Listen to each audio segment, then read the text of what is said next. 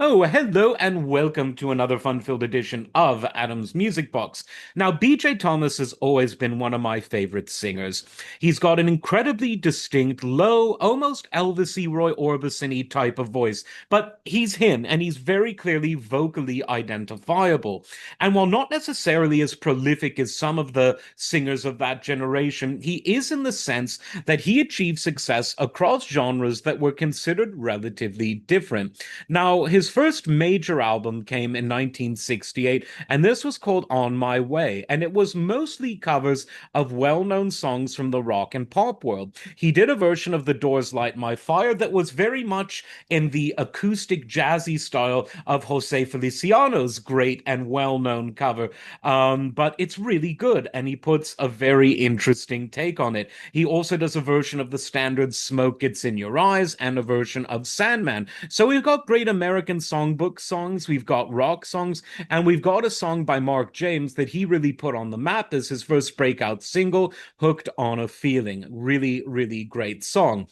Of course, his most famous single of all time came a year later, and it was, of course, a wonderful song by Burt Bacharach and Hal David, Raindrops Keep Falling on My Head. A wonderful song that stands on its own and also gave a kind of cathartic but also shocking ending, a sort of epilogue, I should say, to the very exciting but tragic ending to the film from which it is featured, the wonderful neo-Western Butch Cassidy and the Sundance Kid.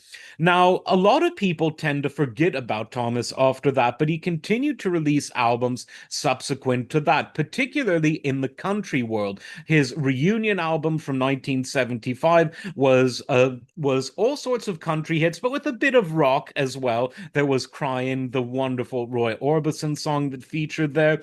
And then by the time you get to the late 70s, he does a lot of contemporary Christian music, starting with the You Gave Me Love When No One Gave Me a Prayer album, or When Nobody Gave Me a Prayer album from 79. And he, well, again, not as prolific as some, he continued to do albums in the 2000s, and was performing quite a lot right up until his death just a few years ago.